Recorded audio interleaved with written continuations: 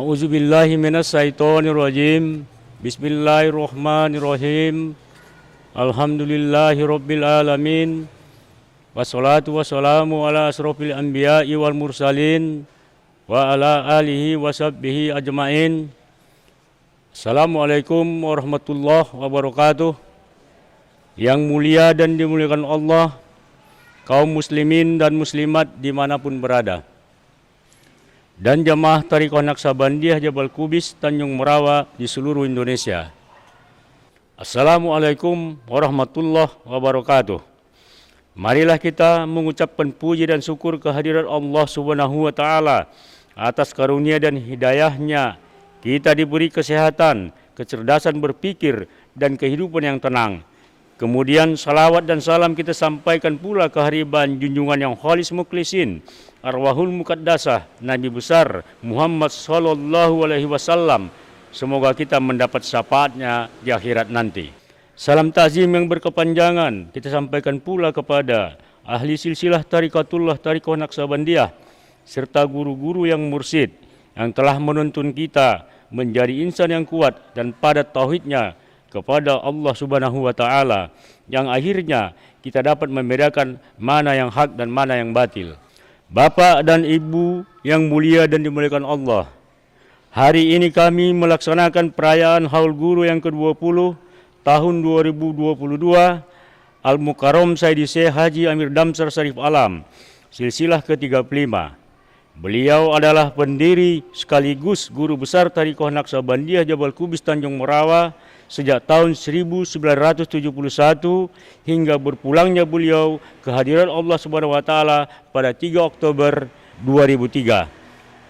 Perayaan Haul Guru ini masih dilaksanakan secara virtual seperti tahun lalu, mengingat suasana pandemi COVID-19 masih belum selesai 100%.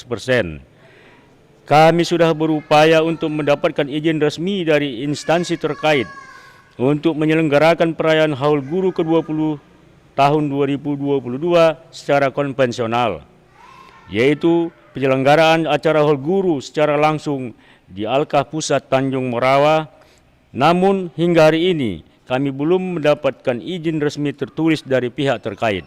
Oleh karena itu, saya memutuskan untuk menyelenggarakan perayaan Haul Guru ke-20 tahun 2022 secara virtual, yaitu siaran langsung melalui media sosial. Kaum muslimin dan muslimat yang dimuliakan Allah, sebelum melanjutkan sambutan dan fatwa, seperti biasa saya mengutip firman Allah Subhanahu wa Ta'ala dalam Al-Quran surat Maryam 96.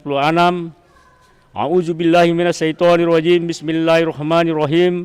Innal ladzina amanu wa amilus solihati sayaj'alu lahumur rahmatu wud'a.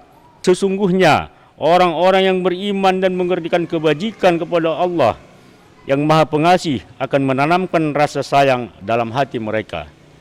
Kaum muslimin dan muslimat yang mulia dan dimuliakan Allah, kita memang harus mulai menyesuaikan diri dengan perkembangan teknologi dan informasi sehingga kita tetap dapat produktif, karena mampu melakukan aktivitas secara konvensional, yaitu secara langsung di dunia nyata ataupun secara kontemporer, yaitu secara virtual.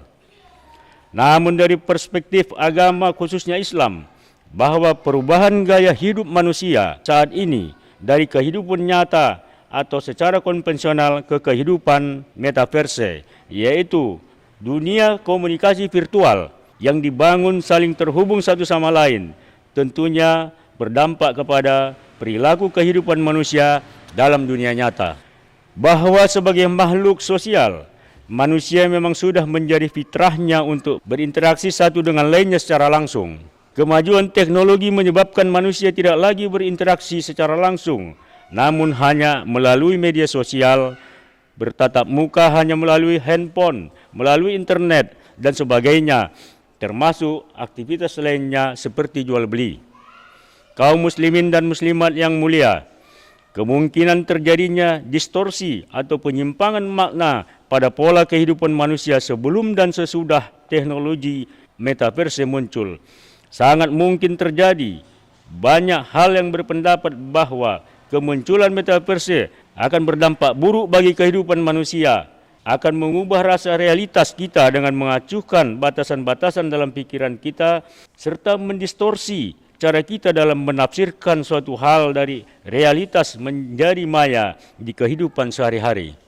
Sebagai contoh, saat ini sudah menjadi kebiasaan dalam kehidupan masyarakat saat merayakan hari Lebaran Idul Fitri, di mana sanak saudara, kerabat, tetangga dan lainnya mengucapkan selamat Idul Fitri cukup melalui handphone dan video call. Sudah hampir hilang kebiasaan lama untuk saling bersilaturahim saat merayakan Idul Fitri. Padahal dari bersilaturahim tersebutlah dapat tercipta kasih sayang antar individu dan antar masyarakat. Lantas apakah adanya teknologi metaverse tersebut kita tolak karena berdampak negatif terhadap hubungan silaturahim?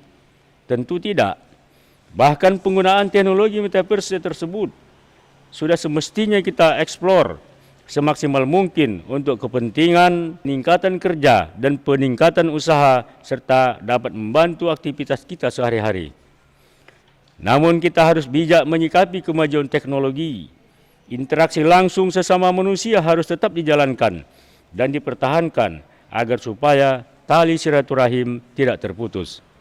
Saudara-saudara yang dimuliakan Allah, ajaran Islam yang menampilkan Islam sebagai agama kasih sayang adalah nilai-nilai Islam yang sesungguhnya.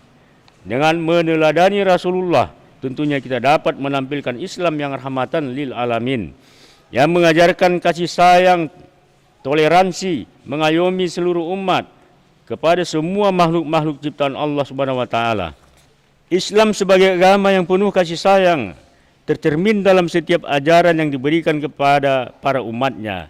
Seperti sebuah hadis di mana Rasulullah SAW bersabda, orang-orang yang saling berkasih sayang akan disayang oleh Zat yang Maha Penyayang.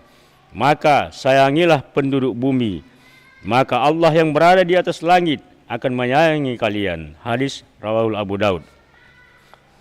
Sementara bagi mereka para umat yang tidak memiliki rasa kasih sayang senantiasa adalah orang yang akan celaka. Rasulullah SAW bersabda, tidaklah kasih sayang itu dicabut kecuali dari orang yang sengsara. Hadis rawahul Abu Daud. Kaum muslimin dan muslimat yang dirahmati Allah, tingkah laku seseorang yang menyimpang dari norma-norma agama tentunya berkaitan erat dengan masalah akhlak. Dalam Al-Quran dan hadis, hukum-hukum tentang akhlak menitik beratkan pada pendidikan rohani dan pembersihan hati dari sifat-sifat tercela serta menghiasinya dengan sifat-sifat terpuji. Pengembangan diri baik secara individu maupun sebagai pemimpin untuk memperbaiki akhlak hendaklah satu paket, yakni membangun rohani dan membangun jasmani. Tidaklah berhasil jika hanya membangun rohani saja atau sebaliknya membangun jasmani saja. Haruslah keduanya. Membangun rohani dimaksudkan untuk memadatkan kalimat tauhid di hati sanubarinya agar hati yang tertata dengan rapih dan bersih. Sedangkan membangun jasmani dimaksudkan dengan menjaga fisik supaya tetap sehat, seperti rajin berolahraga, menjaga makanan, menjaga kebersihan, dan sebagainya.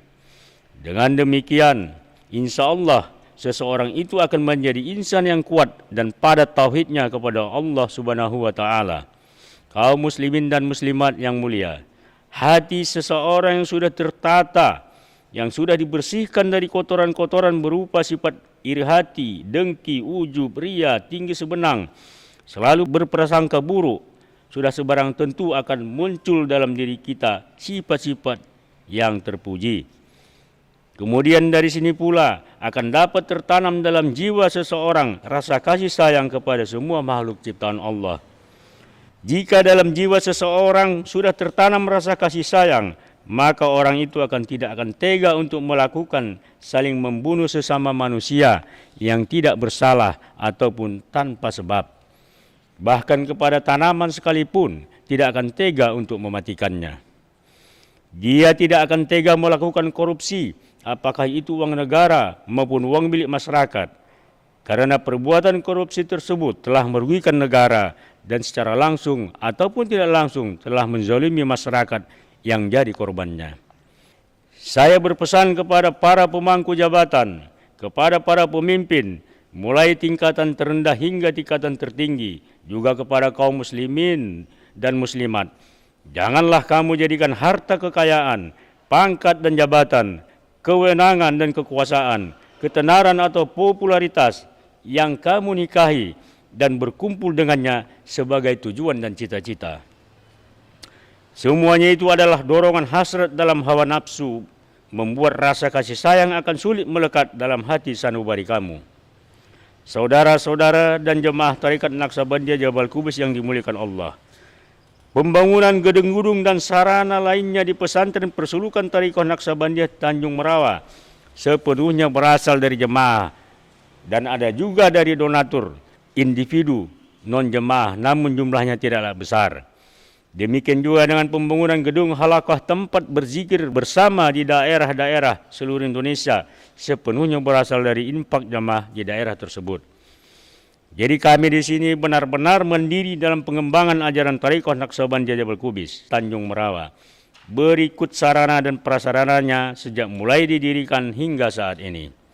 Kaum muslimin dan muslimat yang mulia, kembali saya menegaskan bahwa tujuan didirikannya Tarekat Naqsabandiyah Jabal Qubis Tanjung Merawa adalah membina mental dan spiritual umat ke jalan yang benar, membangun masyarakat khususnya umat Islam dengan memperbaiki akhlaknya melalui ilmu zikrullah yang diridhoi oleh Allah Subhanahu wa taala.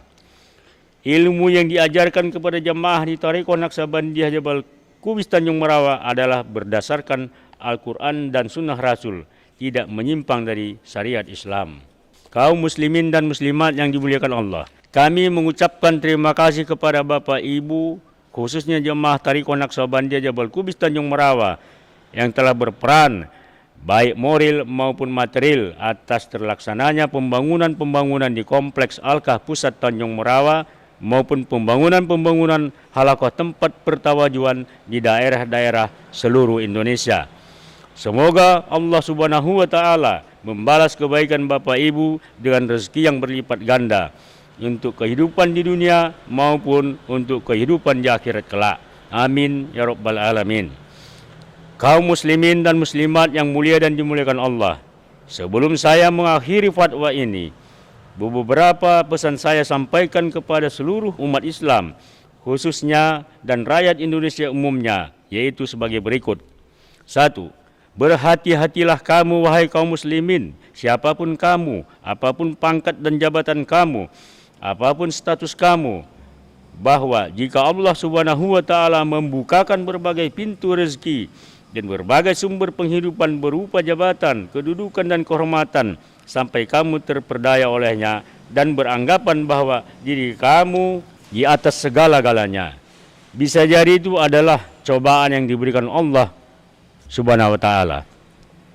Rasulullah sallallahu alaihi wasallam bersabda yang artinya, apabila kamu melihat bahwa Allah Subhanahu wa taala memberikan nikmat kepada hambanya yang selalu membuat maksiat atau durhaka, ketahuilah bahwa orang itu telah diistidrajkan oleh Allah Subhanahu wa taala. Hadis rawahul Tabrani.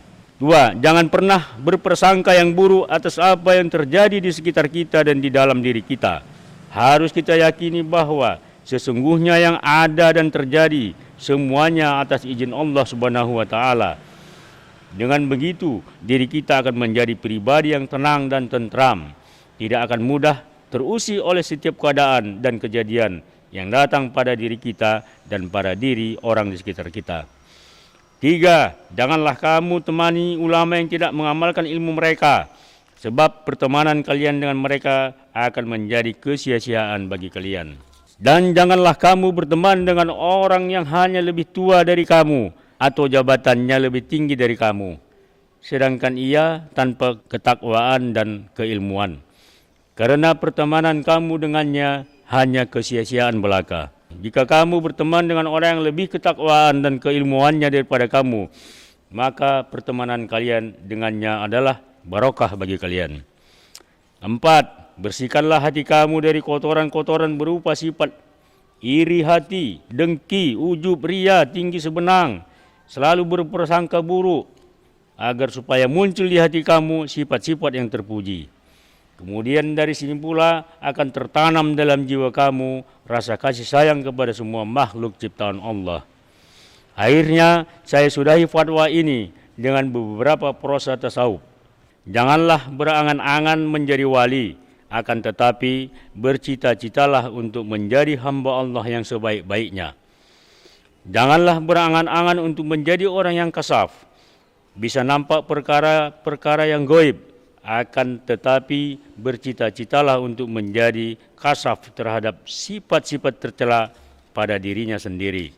Jadikanlah diri kamu jika jatuh ke laut menjadi pulau dan jika jatuh ke daratan menjadi gunung. Semoga Allah Subhanahu wa taala meridhoi hidup kita di dunia dan di akhirat. Amin ya rabbal alamin. Wabillahi taufiq wal hidayah. Wassalamualaikum warahmatullahi wabarakatuh.